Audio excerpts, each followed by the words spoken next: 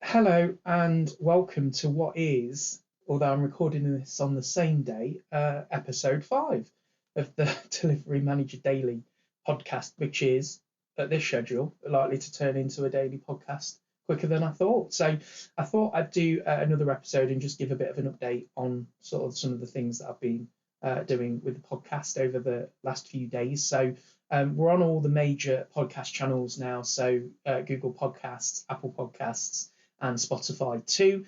There's the YouTube channel as well, and I've set up a Twitter feed, DM_daily, so you can follow that at DM_daily, as I'll refer to some of the things that I talk about, articles, screenshots. Maybe if you've not watched the YouTube version and listened to the audio version, it's easier to follow the Twitter feed.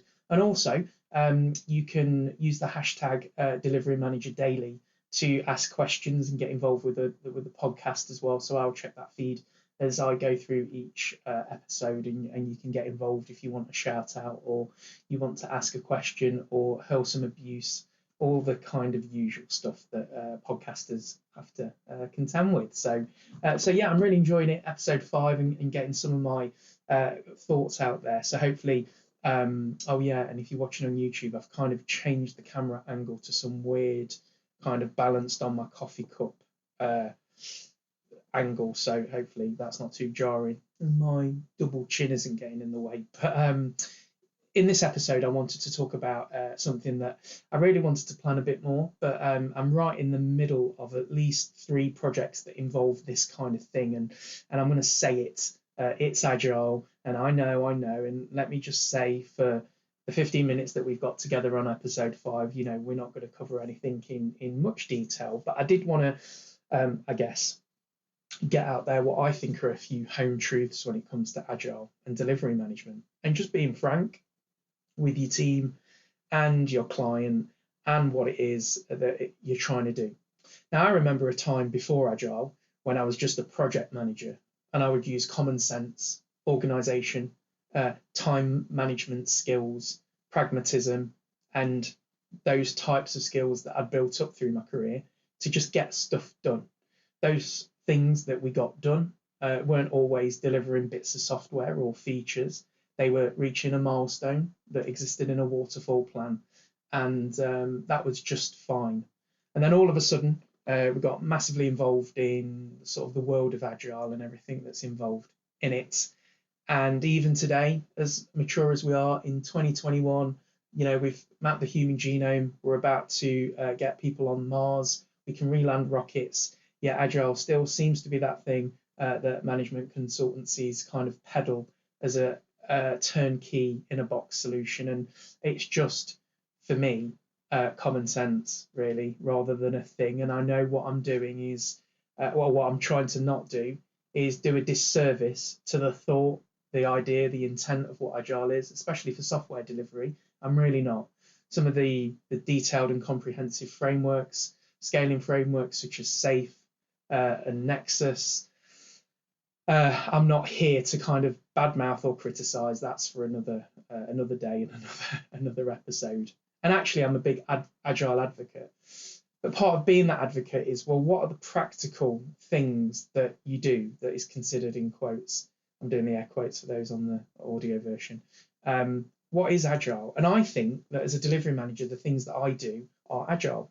They get things done within the environments that I have to work with, and some of those environments are waterfall.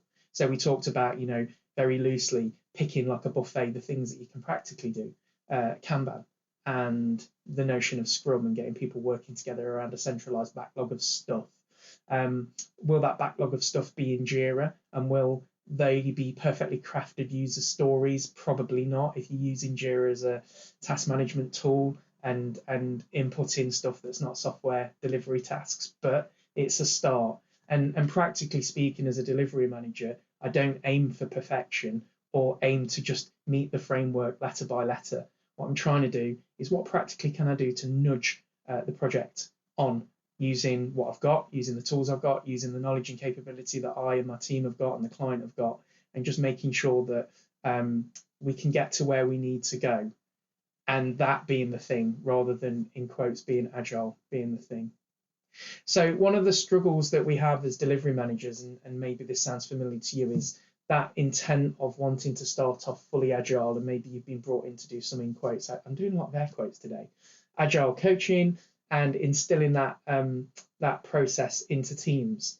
What I tend to find, and certainly the projects that I'm involved with at the minute, is the culture and the change and the empowerment of the people rather than anything else. So there's a little bit of a roadmap to value that I tend to follow when I work with teams and clients to try and get them working in a much more agile way. But agile isn't, for the clients anyway, what they often think it is. It's not Kanban, it's not Scrum, it's just doing better what they do.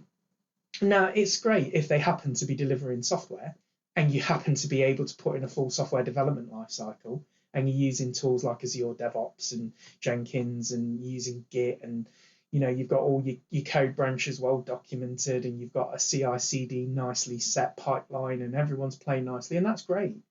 But often the projects I'm involved with are managing tasks that aren't software delivery. They are, I don't know, getting plans out or reaching a milestone of change, or communicating what a new department's doing to the wider business. And has the PowerPoint deck been created? Has the plan been created? Has the Yammer channel been set up? All of these things are still classic project management-esque type activity. And I think spending too much focus on the notion of, well, we've got to be agile, kind of takes away from just getting shit done. And part of the reason I started this podcast was to kind of cut through in my own way, because I know that a lot of this stuff is talked about considerably by people that are way more expert than me. But what I think that I've developed a skill at, and if you talk to people, hopefully they would say that, Mario can get shit done in most environments. And that's not because I do it all myself. That's because I've learned through failure practically what works. I'm a big fan of just Kanban on its own, and you can probably just see, if you look closely on the video, there's a big whiteboard behind me. And I use Kanban to organise my own life as well as my clients and my projects. I'm a big fan of Scrum. I think Scrum works really well regardless of what you're doing. But let's just remember, all Scrum is the notion of a team. And we've been working in teams, effectively or not, for the last 50 years or more. So putting a name against it, I'm not dismissing the Scrum, for example. But if I'm working with a client that's really immature and they've got their day job, and maybe they're of a certain age or demographic and they don't particularly want to change, what can I do to bring them into a new way of working without alienating them or scaring them off, bandying terms in, like Agile, which invariably just conjures up and connotates all kinds of things for people. They do think it's the management consultancy bullshit, and it kind of turns them off. So the sell that I do to teams and clients is, what if I could just demonstrate, with your permission, what I do to be effective myself? And I'm in a position where my projects are all in a good state, and the clients seemingly enjoy what I do, and I don't have any issues at work, and I've got acres of time, it seems, to do all kinds of stuff like this podcast during the day. So let me show you what I do and some of the techniques that I use, and maybe you can implement them in your day. And generally that kind of mentality wins through, and you can then start to nudge them into Agile without them knowing, once you've got them bought in. So if I look back at a recent project, we worked with half a dozen individuals and got them into the habit of, instead of putting all their communication in email, to start putting it in a shared tool. And the tool didn't matter. It was Azure DevOps, actually. Complete bastardization of the tool, because obviously Azure DevOps is a fully integrated software development lifecycle tool with acres of features. And it's a great tool that I'm a fan of. But in this particular case, it was the tool that we had access to on the landscape. So we used it in its basic workflow configuration with all the software development features switched off, and we used it for Kanban and to get the teams working in a Scrum. And then from that, even though it seems ridiculously simple, we started to implement, using nudge tactics, the notion of a stand-up every day rather than 2, 3, 4 hour meetings each week. And you'll know how I feel about shit meetings. Listen to the previous episode if you want to know about that. So we started getting these guys and girls kind of every day, 15 minutes, just talk about what's on the Kanban board in ADO. Then we started to hit challenges of, well, what do we put on the Kanban? Do we put when we go for a toilet break? Do we go when we make a phone call? Don't be ridiculous. This was more, think about what you're doing, the goal you're trying to hit, and what has, as you put effort in, an actual measurable amount of time that you spend on it in the course of a day. Do people need to know about what you're doing? Is it headed towards a goal? Calibrate yourself accordingly and use your common sense. And it's almost conditioning over a really long period of time to get them to start inputting into a tool clear, clean, measurable, smart tasks. And then by getting the daily stand-up in and using a tool, we've started that change. So then we can use the tool for visibility. So setting up dashboards to show progress gave the client, an unprecedented view of what was going on within their teams. And I am absolutely aware, in this podcast, it's not for the experts. It's not for the people that know this inside out. This is so rudimentary and basic. I'm aware that if you're an expert or this is common sense to you, then yeah, but there are just many people out there that don't really know how to work smart. And we work with these clients and these groups of people over a long period of time to kind of change their attitude using these really gentle nudge tactics. Use the tool. Let's get together every day for 15 minutes rather than twice a week that ends up turning into a 2-3 hour punch up, which invariably did. And then the challenge was getting them to be succinct. So they'd all get together for 15 minutes during the day, invariably not being able to stick to 15 minutes. And a bit like when you switch a garden tap on and it's all full of mud and shit and it all comes out in the water, but you let the tap run a little, the water gets clearer, and over a period of time you've got fresh water. Well, it's a bit like behaviour in people, and what we found is over the course of not days or weeks but more months, they started to get more succinct because they started to have faith in, well, we'll get another opportunity to talk about something else tomorrow, and I'm just going to focus on the kind of key kind of things on my backlog. So that then allowed smoother stand-ups. Those stand-ups, once we had that first ceremony in, we were able to kind of start putting in a mid-sprint review. That sprint, by the way, was not a standard kind of two-week or 4-week sprint. We just did an increment of work that suited the client, and in this case, a month, because that's how they worked. So every month we popped in a retro, and that retro was a look back to say, how did it go? What did we achieve as a team? What did we not achieve? And even the notion of a retro was alien to some of these people on the client side. And then you can start to see, as a delivery manager, you can get to where you want to go with enterprise agility, but it has to be on the client and on the people's terms. It can't be on yours. And a good delivery manager is going to be able to recognize how hard and how early they can push. So what I'd do at the start of my career is push too hard too soon. And from a playbook perspective, from an academic perspective, from a by the book, try and just say, well, this is the right thing to do, so you should do it, and there is no option to do anything else. And what I've learned as I've matured over time is it's these little nudges and showing value and demonstrating why, and then giving them the option to do to try something. It's almost being a little bit friendlier and a little bit more patient, which is not a skill that I've particularly got. In fact, patience is one of the things that I really need to work on a little bit more. But with this particular project, it started to bear fruit, and you've started to see just the glint of change in people. But like playing golf or something and needing muscle memory, you need to constantly be at it. So without them being cajoled, they quickly fall out of routine. They'll stop having the stand-ups, and then they'll catch up once a week and go back into the 2-3 hour bum fight. So it needs that scrum master.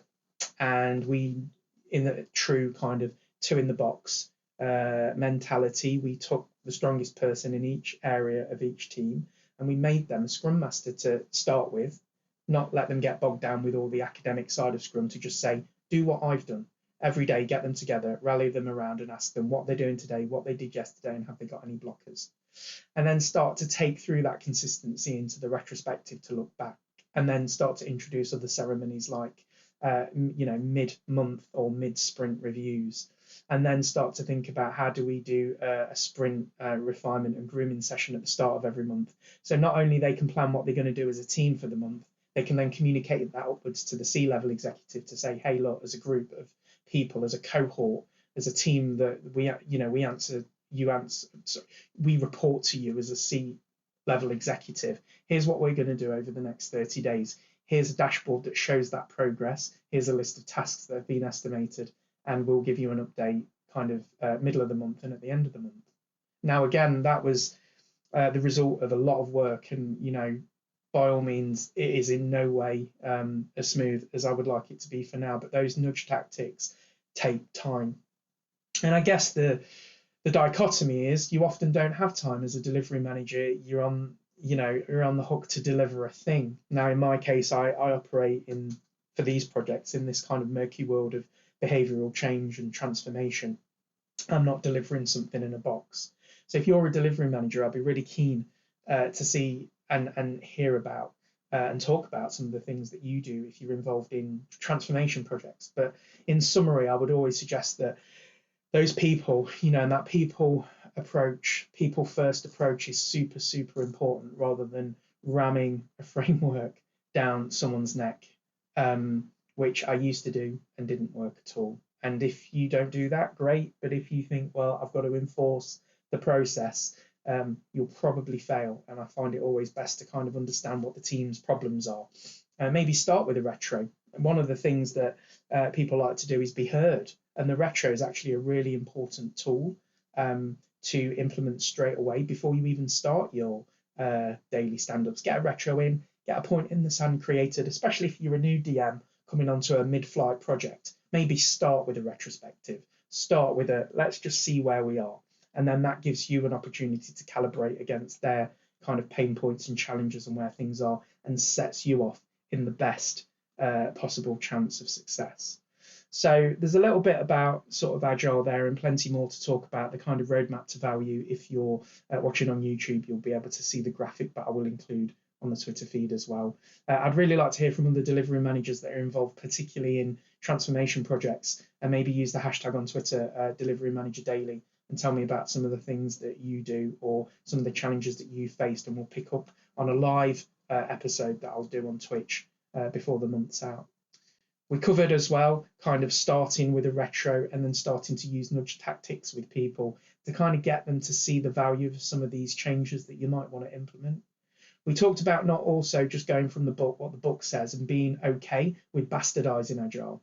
And if you're a purist, I'm sorry, that's not going to sit well, but often you need to start with something, and it's often a little bit grubby and a little bit imperfect, but you can always get better over time, which is, funnily enough, one of the key tenets of Agile. So hopefully there's a few things there to kind of get you thinking. And again, this is for new DMs or wannabe DMs, or those that are just stepping into the role, and some things to think about. And certainly a bit cathartic for me as I carry on in the projects that I'm involved with and wanted to talk about them. But do get in touch on Twitter at DM_daily, or you can contact me on my personal Twitter. You can just pop my name into Google. I'm pretty easily found. But really good talking to you on episode 5, which is now done, and have an absolutely wonderful day.